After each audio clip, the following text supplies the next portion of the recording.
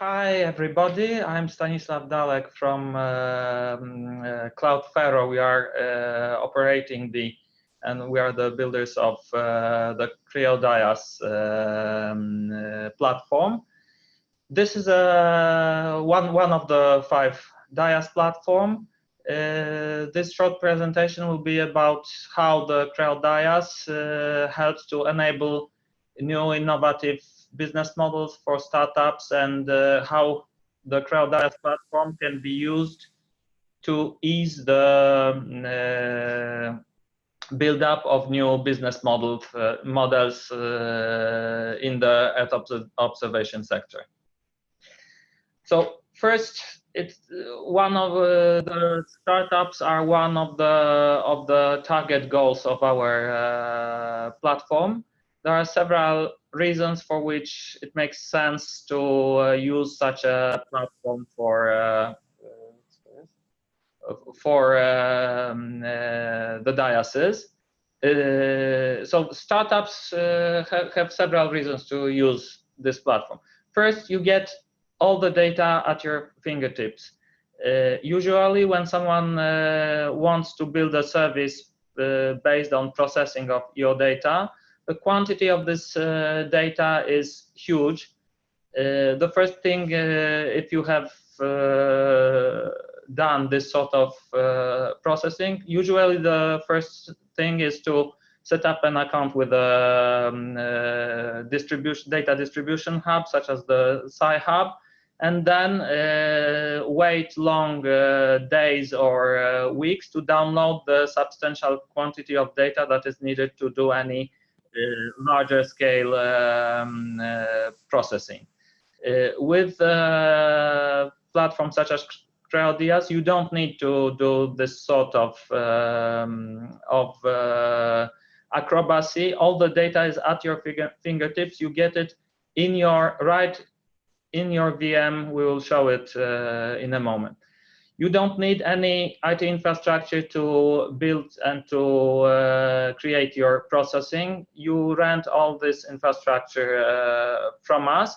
It is a big advantage because usually every startup has, especially at the initial stage, there is a problem with sizing of the hardware. You usually don't know the quantity of servers that may be needed to do your processing, and initially you don't know how successful your service will be, so you have problems to size this hardware. With a DIAS platform such as ours, this is very easy. You start testing the platform. Effectively, you can do tests for free. And then you use the platform in a pay-per-use model, so it is very cost effective. Your data is stored in a separated, secure virtual environment, so you don't have risks that your data will be taken by somebody else. You are in a secure, separate computing environment.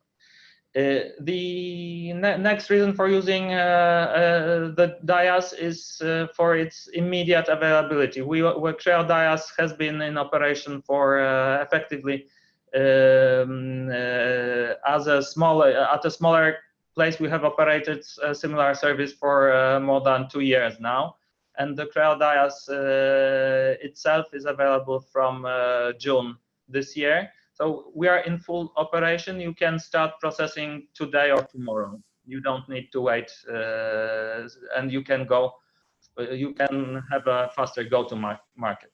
And of course, you get competent and friendly support. We understand this business. We have customers that are similar to you. Sometimes these are smaller companies, sometimes these are larger institutions, but they are all processing your data. So the CreoDIAS repository provides you with effectively all the Sentinel data with a long-term archive of all this data. So we have Sentinel 1, 2, 3 full archives and several other data sources such as Landsat, NVSat, MERIS, and many others. In total, we have over 10 petabytes of Earth observation data. Our archive is growing at over 20 terabytes per day. So these are data quantities that cannot be easily stored in a private computing infrastructure that a small company may afford. This whole storage system has been financed by the Copernicus project, and this is a system that is available for you effectively for free. You don't pay for the storage, you just pay for the processing. In terms of the processing environment you may get, this is a very similar environment you can get from the major public cloud providers. So you get a private virtual processing environment in which you can have virtual machines, you can have virtual storage dedicated to you, and of course this virtual environment has access to this large repository of freshly updated Earth observation data. Now we will follow with a short demo. We are quite limited in time, so it will be a very quick demo. Here you have a presentation of the Finder tool. It's a tool that allows you to search through the different data sources that are available. So we can select a data collection, such as Sentinel-2. We can also select either a polygon within which we want to search. We can select a time frame, a time range.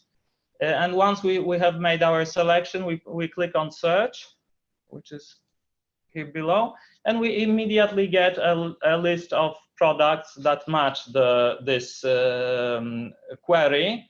As you can see below the query table, the ones that are shown in green are just the first 10 ones that are part of this list. In total, the search returned 5,600,000 total results, and you can click on any of them to get a preview of the data. This is the Sentinel data product that has been found. So you can dig through it. You can get right to the images. What is nice about our DIAS is that all the data is available to you immediately in uncompressed form. So you don't need to do any data download, any unzipping. You don't use your processing power and your storage space to do this sort of thing. You just have direct access to uncompressed data and individual files composing the product. When we did this search, we got the Finder formulates a query which can be directly used for automated processing. It can be fetched to an API that allows you to process this data automatically within your processing environment in a virtual machine. Good afternoon. My name is Cédric Couget. I am business manager for Mundi, the ONDA DIAS. First, I would like to apologize for not being able to be in live with you this afternoon. So I recorded this presentation with my comments. Mundi is the DIAS provided by Atos and our European consortium. Mundi is built to answer the European Commission challenge to facilitate the access to the Earth observation data and help companies to make value-added application. The Mundi consortium is led by Atos, a worldwide digital and IT services company. We choose to base the cloud platform of Mundi on the Open Telecom Cloud provided by T-Systems in Germany, ensuring a high level of technical performance and a very competitive price model. In the group, we also have many companies specialized in space applications, providing specific components and proposing their applications in an early adopters way. You can see here the value proposition of Mundi with the 4 key elements. Firstly, a robust, secured and competitive cloud platform. All Mundi users can configure and manage their own cloud tenant. They are able to access around 40 petabytes of Earth observation data freely available on the platform. Doing that, it's possible to combine external data stored in the private Mundi user cloud tenant with the Earth observation data. Mundi users have also access to an evolving collection of tools to make the most of this data and combine it with theirs. To help them, Mundi team and partners propose a range of adapted supports, whatever the type of expectation. This slide allows to identify the different roles in the Mundi's ecosystem. Basically, open satellite data are automatically ingested in Mundi, differently processed to be ready to use for Mundi customers. 2 kinds of third-party provider, data provider or tools provider, can also supply Mundi to distribute their product through the Mundi marketplace. Mundi users are now able to consume Mundi as a cloud platform requesting different data and tools according to their wish. At the end of the value chain, the end user or final client can use the value-added application accessing it either through Mundi marketplace or via the 3PU front office.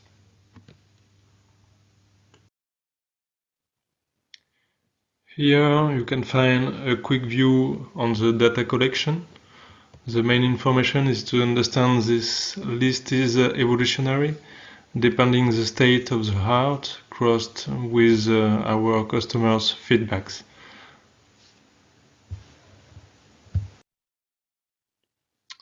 Here are some technical facts about Open Telecom Cloud provided by T-Systems.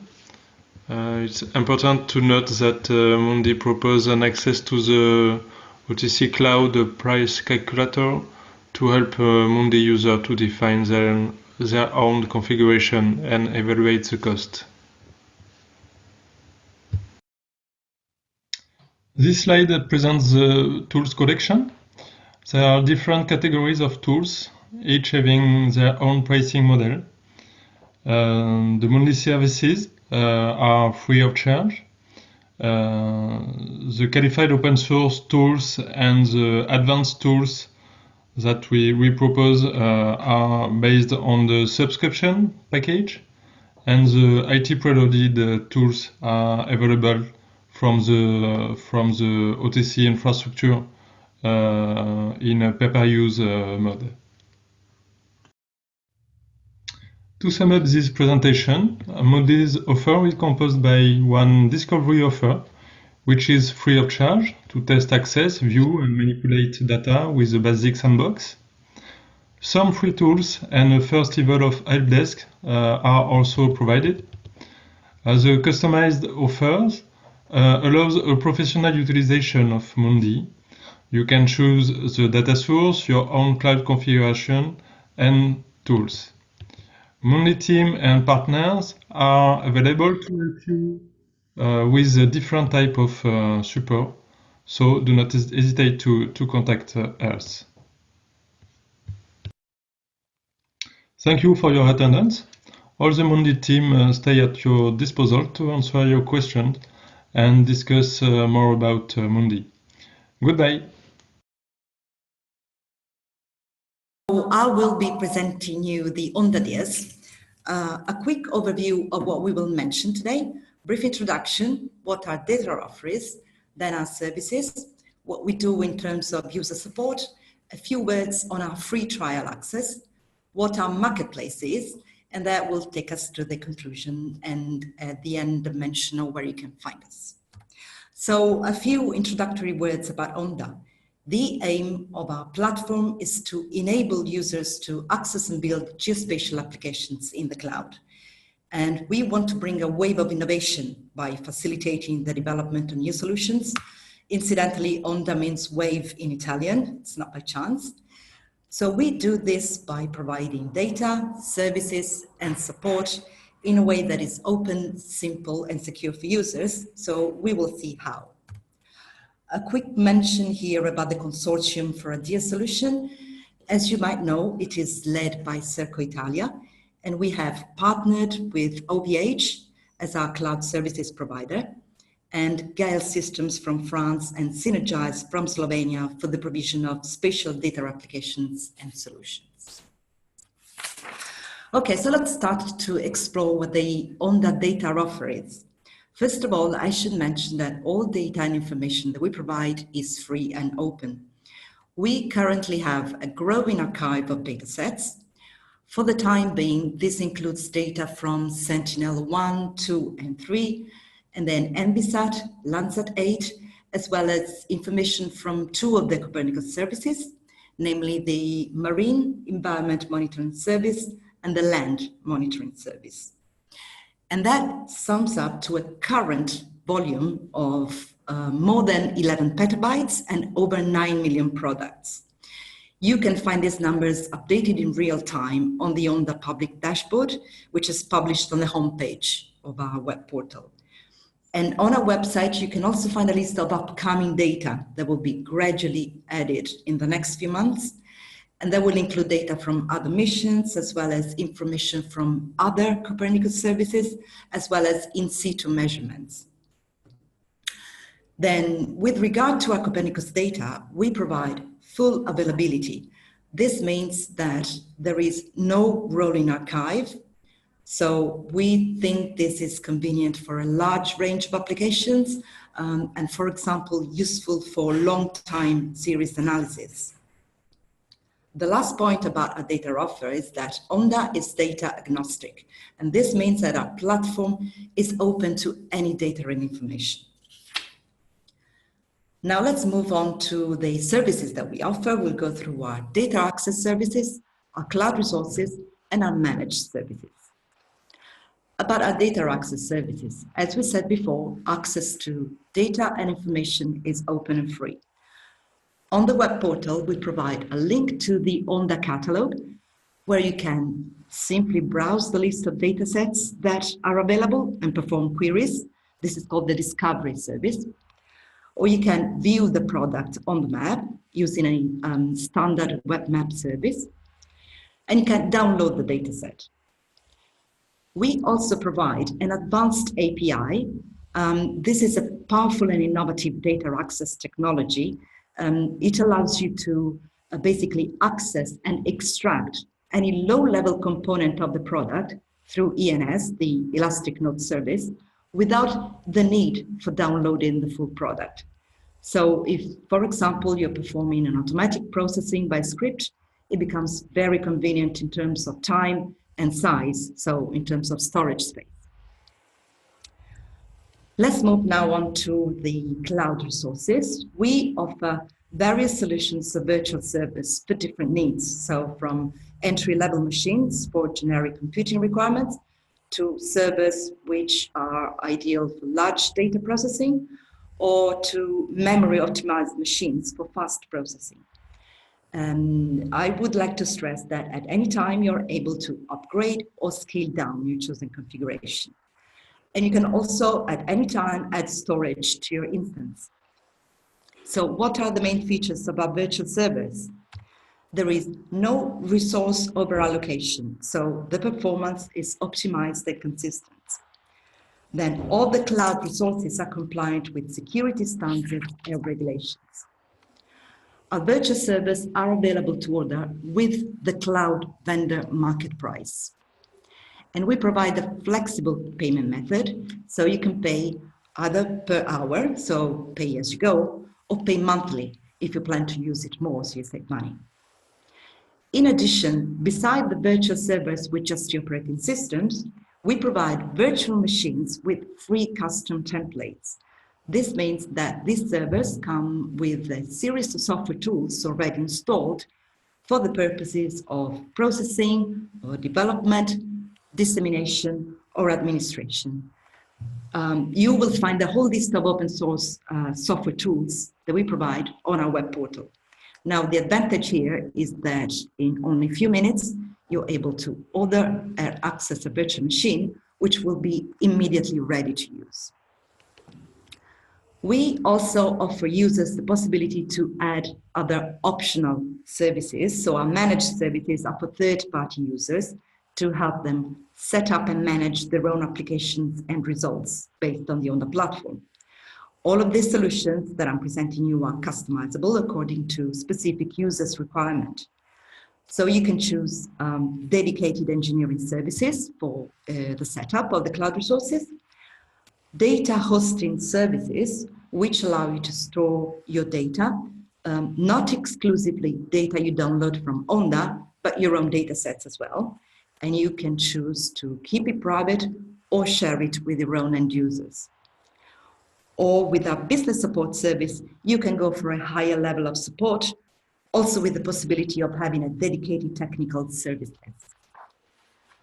Then we also provide user support, and we do this through the documentation, which is published online on the web portal in the help section, through the ONDA service desk, available to provide assistance and technical support.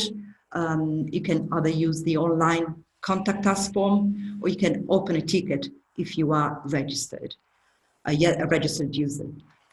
Then we provide most of the sections of the web portal in 5 languages.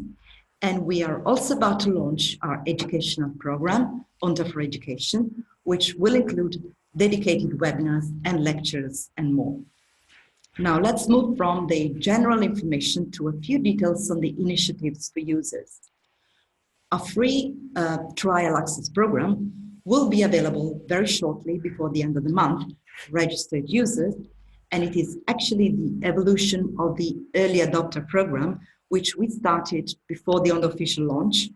We started it to get feedback from early users of our services. And now that the early adopter program is over, registered users will be able to get free access to a standard package of our services at the same conditions as the early adopters. And a few words on the ONDA Marketplace. This is a section of our web portal, which is accessible from the navigation menu. And it's the place for third-party users to publish and promote the applications developed on the ONDA platform. You can go and access a marketplace to have a look at what has been published so far. And finally, my time is running out. As a conclusion, I would like to add a quick recap of the main points about the ONDA platform that I mentioned.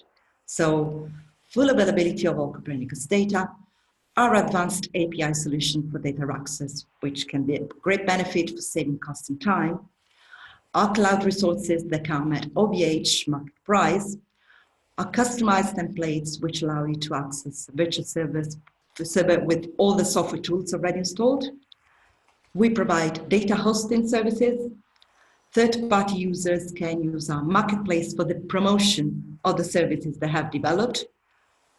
All our solutions are customizable for specific user needs. And we will soon be providing specific and thematic training also in the form of webinars. Last but not least, I'd like to mention quickly where you can find us. So onda-dias.eu is our web portal, where we publish news regularly, and you can subscribe to our monthly newsletters. You can follow us on the main social media, even just by typing our hashtag people and data. And you can contact us for any help or information. As I said, contact us form online or opening a ticket. So this concludes my presentation, and thank you very much for listening. Perfect. So thank you very much. My name is Wendy Carrara from SoBLU. And here our ambition is to go beyond the data and to really offer creative ground. So I'm going to do my best to try to inspire you, because I'm the fourth in a row in the family of the Copernicus DIAS.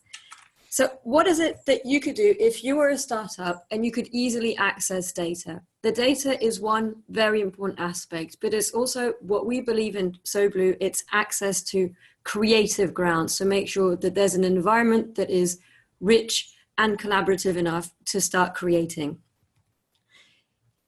Along those lines, Airbus Defence and Space, Capgemini and Orange Cloud Services came together and put together a global governance, an integrated team, and one brand. So you'll rarely hear about the names of our three companies because we're aligned in this integrated team to represent SoBLU as a Copernicus DIAS, but also as a platform and a marketplace to make the best use of geospatial data, but not only Earth observation data, as we'll see during the presentation.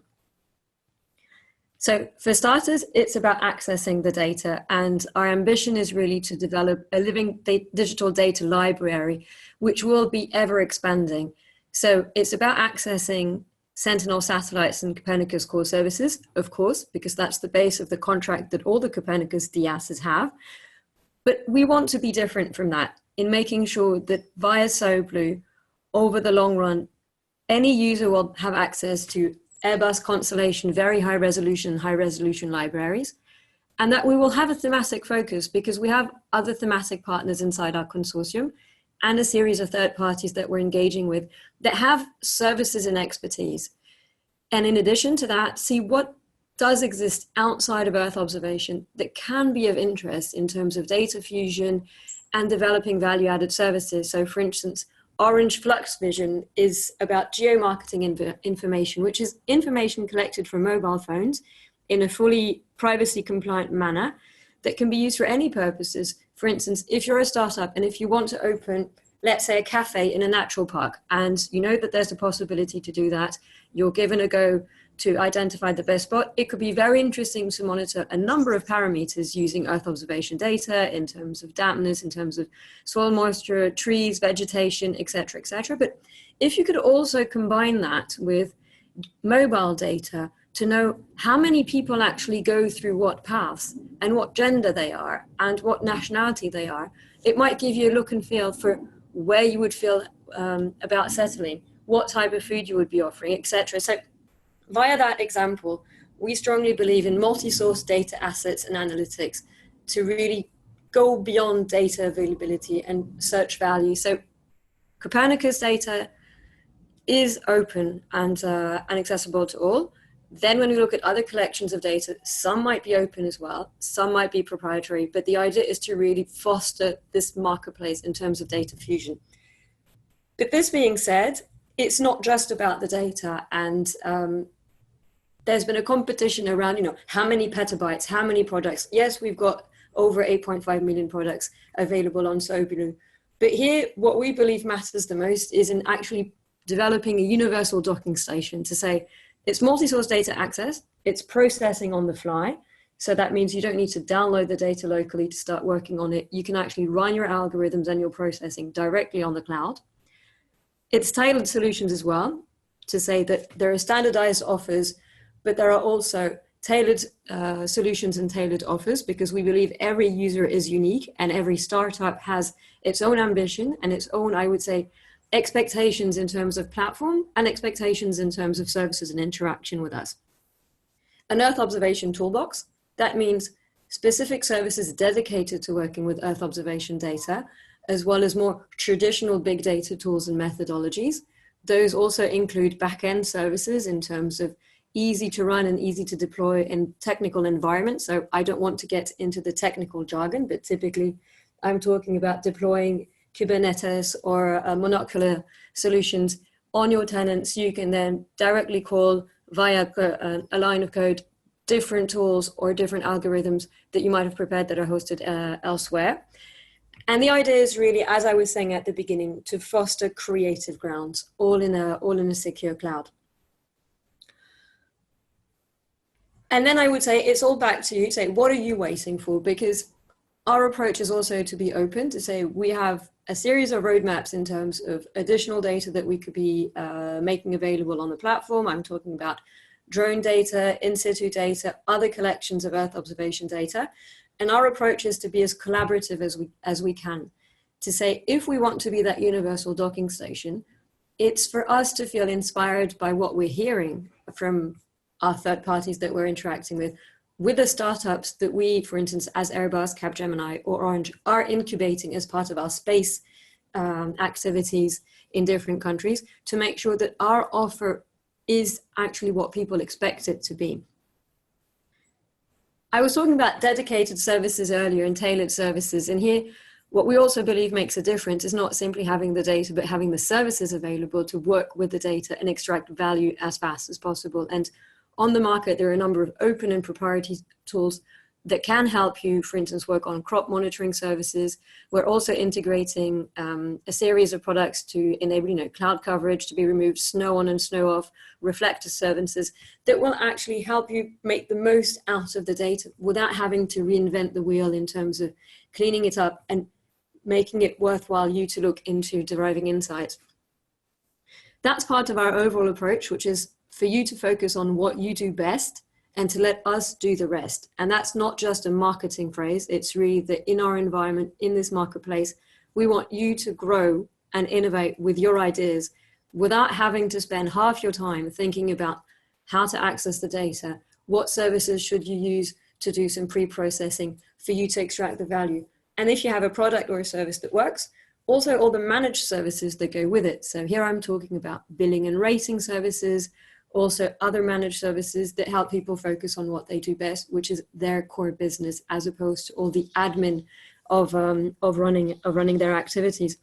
And specifically in the context of startups, we were speaking at the France Digital Day a couple of weeks back, and all the startups we were talking to were actually complaining about how much time they have to spend on figuring out how to use services and how to work with data, because raw data, or if I use Copernicus jargon, let's say L1 or L2 data, is something that's not necessarily common sense or evident to grasp at first sight when you have an idea about an end product or an end service that you want to deliver. So from that perspective, what we're fostering is this open geospatial community with the APIs, with Elasticsearch, with a series of algorithms that are ready to be used, to help you use the Earth observation toolbox that we have, a sandbox to design your ideas, a playground to play around with it, to test it, and to make sure that all of this is happening in a secure cloud. And typically from startups, one of the questions we've been having is, okay, this is hosted on a cloud which is run by SoBLU, but what if I'm developing something and, for instance, Airbus or someone from the consortium steals my idea? Well, that can't happen because you're working on a secure cloud. We do not have access to your tenants. We do not have access to what you're running. So this is typically something that you can use, which is fully secure and compliant with privacy regulation. Here, we're also offering what we call data integration services, specific trainings, tutorials, consultancy support, help in developing algorithms. And that's a bit what we call professional services in our jargon. So if I sum up, we've got access to data, access to cloud compute and storage capacity, access to specific Earth observation services, access to managed services to help you focus on what you do best in your business, and then a whole series of what you would expect from a sort of universal docking station. And to that, you can add professional services. And in the context of our startup offer, we've got a whole series of offers that I'd be very happy to give you for further details about in terms of helping you unlock your application ideas on whatever the challenge you want to start addressing. So I think I'm running out of time. Those are our contacts, info@soblu.eu. You can write asking for Wendy and refer back to this webinar, and I'd be delighted to answer further questions. So thank you very much for your attention, and I look forward to being in touch with you. The fifth in the row DIAS. It's a DIAS that is a bit different from the other ones. The other one are coming from, let's say, a private consortium that are working under an ESA program, and we are coming directly from the Copernicus family because it's a DIAS that is made by partners from the Copernicus world. Okay, so our DIAS is called WEKEO, and it's made by EUMETSAT, ECMWF, and Mercator Ocean, that are, let's say, in charge of 3 of the Copernicus services, and also the Sentinel-2 and 3 data and the Meteo data, you know. Okay, so what is important here is to remark that we are not having, let's say, the same structure as the other one. We are just DIAS putting together, let's say, already existing facilities. We'll come back on that later on. So what we are doing in this DIAS, let's say we have split the work between the 3 companies. So we may know us for those Copernicus services. So Mercator is in charge of the marine monitoring service, ECMWF is in charge of climate change and atmospheric monitoring Copernicus service, and EUMETSAT for all, let's say, the EUMETSAT satellite and data distribution. But in this specific context of the WEKEO DIAS, we are in charge of different activities. So starting from the bottom, let's say EUMETSAT, because it has all the, let's say, the previous and past experience on that, is in charge of setting up the infrastructure. ECMWF, as you may know, with the climate data store, is also specialized in, let's say, developing tools to handle the data. So they are in charge of that also for the WEKEO DIAS. And for Mercator Ocean, that I belong to, we are, let's say, much more specialized in the relation with users and, let's say, how to help user in using the data. So we're in charge of the user development and management, including marketing and support activities, like the one we are doing today. Okay, so being the 5th, it's easy because you don't have to explain what is a DIAS. So let's go directly to what is different on our DIAS from the other one. And let's say, because we belong to, let's say, public services, sometimes people are thinking that our DIAS is just for public services in terms of clients. And it's not the case. We are open to all commercial users, okay? And SMEs, but also lab, everyone is welcome in our DIAS. And this is bringing to the second point. Because we are belonging to public services that are dealing all the time in distributing the data for all the user, we don't have any commercial interest. We don't have downstream services. So our DIAS is very business neutral. You can host your system on our DIAS without any problem. Nobody is going to compete with you. And of course, the security is ensured. Okay. Another thing that is for us very different in our DIAS is that it's coming for the Copernicus family. And this means 2 things. One is that this DIAS is taking the complete Copernicus approach, not just the data distribution, not just what is new in the DIAS, the possibility to, let's say, process your data close to the place it is, but also in terms of support and explanation on what is a Copernicus data, being a satellite data or a service data. And that's very important because I think that for us, it's one of the big, let's say, limitation, in addition to the data access, to have the data much more used. You need to understand what you're talking about. Okay, so to finish, I will say that we are relying a lot on the industry because we are not doing let's say, the development ourselves. We are having currently a contract with CGNT system for what we have the so-called the V0, let's say, the pilot platform we're running now, and we are, let's say, relying on 2 or several other procurements for the other part needed for this test. Okay, we talk about that later on too. Okay, so our approach is different because apart from what we have in point 1, that is the Copernicus data access, and 2 that are, let's say, the tools, we put a lot of emphasis on the user support, meaning that you want to understand what is, let's say, the physical parameter inside one data, what is the format or whatever. We know we can explain you that because we are the one doing those data. So it's very easy for us to explain you that. We have already in place some services for doing that. And thanks to the DIAS system, you will have that added to a simplified data access and the capability to process your data in a cloud environment. And that's quite new and quite helping for you. In addition to that, because in a way we don't want to duplicate what already exists. The WEKEO DIAS is having a distributed approach.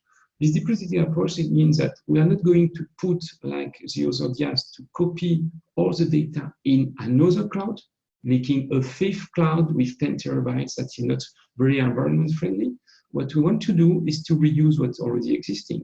So what you are doing now is to put, let's say, together a line of, let's say, interaction between the data. We are going to link all the available clouds that are, for instance, the one from Mercator, SoBLU itself, but also from the Sentinel 1 and 2 data and land services in a unified, what we call harmonized data access. What is interesting in that is that this is not enabling you to have access to the data, but also it's bringing you the possibility to process close to those, let's say, cloud already existing, because some processing capabilities are developed close to each of the clients that we're federating. And that's very important. So we have, let's say, a full cloud processing to the data approach. So in addition, what is interesting is that apart from the standard offer that we may have, that is the data access in the essential offer, and the, let's say, the possibility to process in virtual environment in the advanced offer, we offer to you the possibility to be a partner of the federation. If you're, let's say, for instance, using some data to develop new kind of products, you could become, let's say, a part of being a user. You could also use our system to distribute your data. So, for instance, I go quickly because this was the advanced offer. You could have your data shared under the WEKEO ladder for more users. And that's very important. For sure, this is not going to be for very, very small, let's say, set of data, but because this small set of data is being, let's say, hosted on our, let's say, federation of users. But if you're having something that is of the sufficient size, we could share it and label it as being, let's say, WEKEO approved to be distributed to more users. So that's something interesting in terms of, for you, having more users, and for us, having more provider of data and enlarging the catalog. To finish, we are, let's say, in a process of currently selecting the industrial provider for the version 1 of our platform. So the platform will be fully operational on April of next year. So for the time being, we are running what we call a demo platform, and you can apply for that as demo, sending an email to support@wekeo.eu. And if you are accepted as, let's say, a pilot project, you will be receiving an environment for free during 6 months. In exchange, for sure, your activity can be promoted on our WEKEO, but more than that, we want to receive your feedback in order to improve, let's say, the service we will offer on WEKEO. So the operational service that we start on April of next year. Okay, so to finish, because this can interest some of you, we are currently finishing our round of subcontractation to give service to the platform. So we will hope with the 2 first ITT invitation to tender have been closed and they are under selection process. There will be a third one on system engineering opening in November. And during this month, we'll open the 2-1 on user support and web and marketing. So if you're interested, you can apply to that. This will be under the UMIT system. And that's all. Thanks a lot for your attention. If you want any more information, please contact us on the WEKEO platform or by mail on support@wekeo.eu. Thanks a lot. I have 2 questions. They are targeting basically all the 5 DSU. The first one is what kind of service agreement, which kind of service level agreement they are proposing, and which is the level of the APIs that they have. Okay, the question is not excellent. Can I repeat? You are inquiring about the level of the API of each DIAS? There are 2 questions. The first one is the service level agreement that they are proposing, and the second one is the level of the API. So if they are usable already and what you can do is. Okay. Okay, I'll repeat this to make sure that everyone understood. Question is, what kind of service level agreement are you proposing, and what is the level of the API? So just to answer the question, what type of SLA that we have? We say that it depends what we are looking for. If we are looking for data, then we have a commitment in providing the data in a very short time frame. I think the commitment required for all DIAS, by the way, is 6 hours when data is available. But in reality, what we observe is that it's just transfer time in terms of providing data freshness, I would say. Then with respect to system high availability, it depends the type of ONDA offer that you take in terms of cloud infrastructure. If it is public cloud, we do not provide high availability. Nevertheless, we have some infrastructure, let's say, availability that is the one of our cloud provider. And that we also had a layer, we say, of security, security in terms of availability, that is the one provided by SoBLU. Then I will say we look to data, we look to infrastructure. I would say I'm covering mostly all the items here. Maybe maintenance, we can say also in terms of maintenance, then we have a commitment here. And I think it is of a limited number of hours per month, but it is announced. Not something new. So the system may be off for a very short period of, in terms of hours, 1 to 3 hours, with a maximum of 10 hours per month, I think. But it is announced. It is not something that comes on the fly. Okay. Thank you very much for answering this question. I'd like to give the floor back to CreoDIAS, who has fixed the technical issue. Can you hear us now? Yes.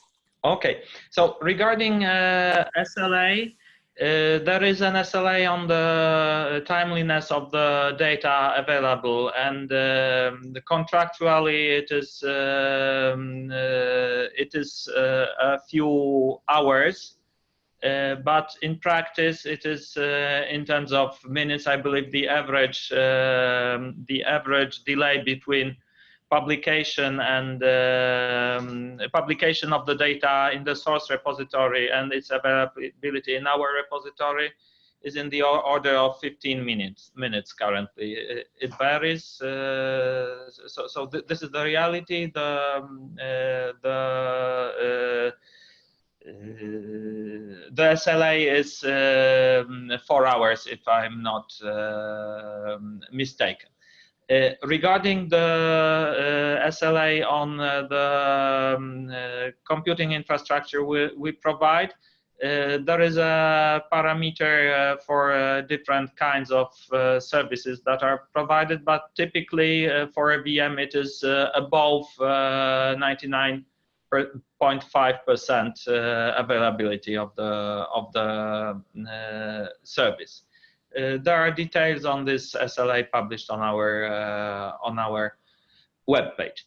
Then the second question that was asked was about the APIs that are available. Generally, all the services that we provide are available both through a web interface and through a programmatically accessible API. The APIs we provide are typically REST type APIs, which means they are accessible through HTTP protocol, and this is a very common standard that is very easy to use by programmers, and that is used in typical toolboxes and tools that are used. Programming tools may easily use these interfaces. The interfaces We provide our industry standard interfaces for both on the level of cloud resources, where we use OpenStack with all the API set of OpenStack. This can so all the infrastructure related management can be done through the OpenStack APIs for orchestration, for provisioning of resources, for monitoring, control. All this is covered by APIs. In addition, customers get command line tools that may be used to script either to directly manage or to script the interfaces. Regarding Earth observation data, we also use standard interfaces. Data may be accessible through S3 or Swift interface in terms of object access. This data can also be accessed through NFS file system when it is used locally. So in a local VM, data may be accessed through NFS interface. So this is regarding data access. Regarding data, because we also provide a data browsing service that uses OGC standard interfaces, so you can access this data through WMS and WMTS, WCS interfaces. And lastly, our catalog is also accessible through standard APIs, so it can be programmatically searched. The standard used is AData. I think this is it. Thank you very much for your kind answer. Still for the same question, I'd like to give SoBLU an opportunity to answer. Ms. Carrara. Thank you. I'll keep it as short as possible because we all have the same obligations in terms of data availability, in terms of SLAs, but we also have SLAs on cloud compute and overall platform availability, SLAs regarding support and help desk in terms of prioritization of ticketing and face-to-face support, etc. SLAs on additional services and also download prioritization. So it's very generic, but in light of time, I won't go into the details of all of that. And those are described on our website and then further described when we have discussions prior to collaborating together. Very quickly on the APIs, so we have a suite of OGC compatible web services that have been available on the platform since June of this year. So APIs, international standards, so I'm talking about OpenSearch APIs, catalog search web service, REST search, REST catalog OpenSearch APIs, web map tile services APIs as well, and then plain file download APIs to download native formats. So here it's quite standard, it's international, it's interoperable with all environments. So that would be in a nutshell what I would like to add to give enough time to perhaps the next DIAS to answer the same question as well. Fantastic. Thank you very much, Wendy. Indeed, I'd like to give the floor to WEKEO to answer this question. Monsieur Alain Arnaud. No, I'm going to be very short on that. Let's say, again, we're following the same approach as everyone because they are part of the requirements from the Commission. And regarding for us, let's say, the SLA, this would depend a lot on the, let's say, the platform providers that will be selected in the ITT one that is running. So, but normally there will be the standard of the market in terms of delay and everything. So nothing specific on us for that. Just business as usual. Thank you. Perfect. If there are any further questions, do feel free to address us and write us to hello@accelerator.copernicus.eu. And if the 5 DIAS allow us, we would like to forward you those questions, which we can then collect and send back to the applicants. Thank you for your presence. To thank all the DIAS for their kind presentations, and we look forward to seeing you at the next Copernicus Accelerator webinar.